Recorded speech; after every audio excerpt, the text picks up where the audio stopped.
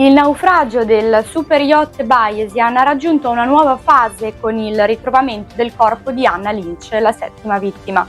La diciottenne figlia del magnate britannico Mike Lynch aveva appena iniziato a studiare lettere a Oxford. Il corpo di Anna è stato trasferito al cimitero dei Rotuli a Palermo accanto a quello del padre già deceduto. Questo sviluppo segna un momento cruciale per l'inchiesta condotta dalla Procura di Termini Imerese, che ora procederà con le autopsie sui corpi delle vittime, tra cui quelli di Mike Lynch e di altre 5 persone coinvolte nel naufragio. La famiglia Lynch ha espresso profondo dolore e gratitudine alle autorità italiane e ai soccorritori, lodando il lavoro dei sommozzatori che hanno recuperato i corpi in condizioni difficili.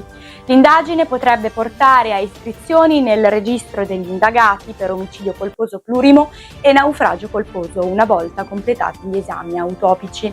Questi esami sono fondamentali per chiarire le cause del naufragio e identificare eventuali negligenze.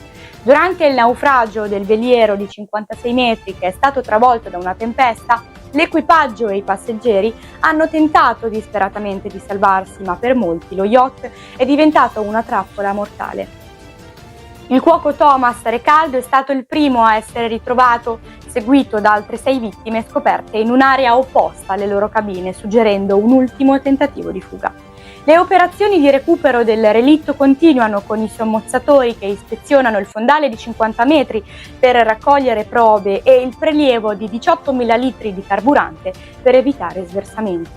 Il recupero completo dello yacht potrebbe richiedere mesi e spetta all'armatore.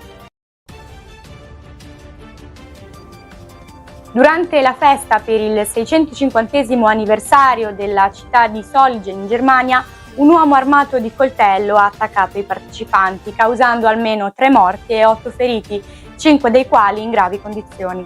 L'attacco è avvenuto intorno alle 21:45 nella piazza del mercato Frohnhof, dove era stato allestito un palco per la musica dal vivo.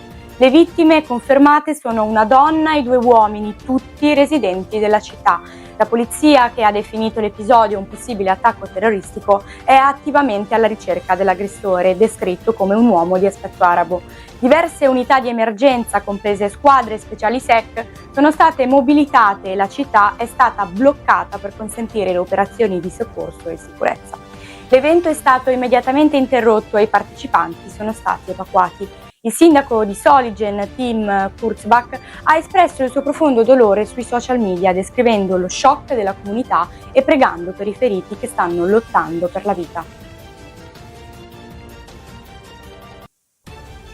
Mario Eutizia, un 48enne napoletano che lavorava come badante, si è autodenunciato alla questura di Caserta confessando di aver causato la morte di 4 anziani a cui prestava assistenza.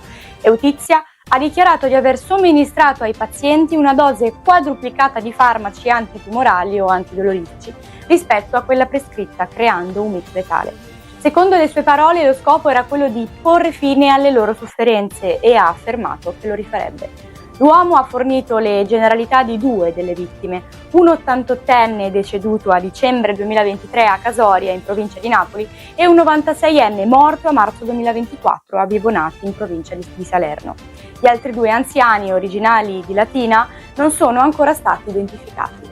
Le morti degli anziani erano state inizialmente considerate naturali, data l'età avanzata e le patologie gravi di cui soffrivano. Eutizia è stato arrestato e sottoposto a decreto di fermo, assistito dai suoi avvocati Gennaro Roman e Antonio Daniele.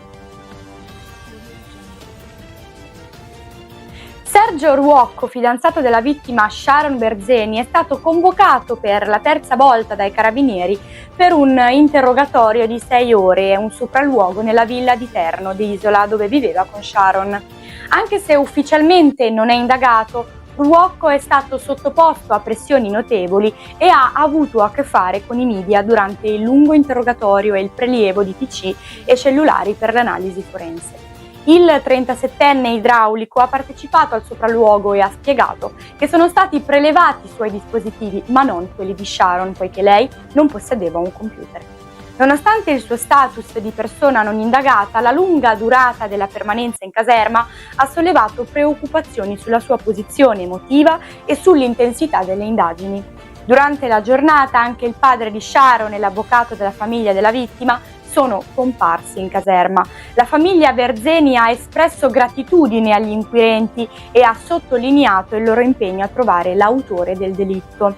Le indagini continuano, incluse le audizioni di conoscenti e colleghi della vittima e il tentativo di identificare le persone riprese dalle telecamere nella notte dell'omicidio, tra cui un ciclista visto vicino alla scena del crimine. Kamala Harris, accettando la nomination democratica per le elezioni presidenziali del 2024, ha delineato le sue priorità politiche e ha attaccato il suo avversario Donald Trump.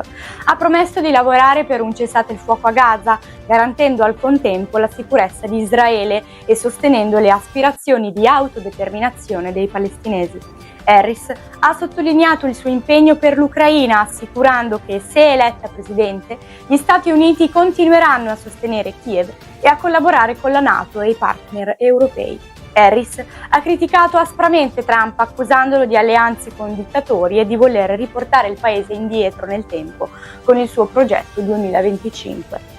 Ha anche promesso di riformare il sistema dell'immigrazione, definendolo fallimentare, e ha accusato Trump di aver sabotato un accordo sui confini per ragioni politiche.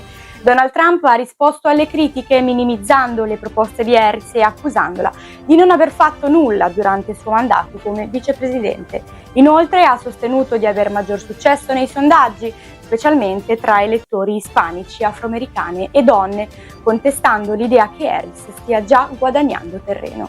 Trump ha anche avvertito che una presidenza Harris potrebbe portare alla terza guerra mondiale nucleare, criticandola per la sua gestione delle relazioni internazionali, in particolare riguardo a Israele e all'Iran. Il discorso di Harris si è concluso con un momento personale sul palco, dove è stata raggiunta dal marito Doug Emhoff, che l'ha baciata, suscitando applausi dal pubblico presente alla Convention democratica di Chicago.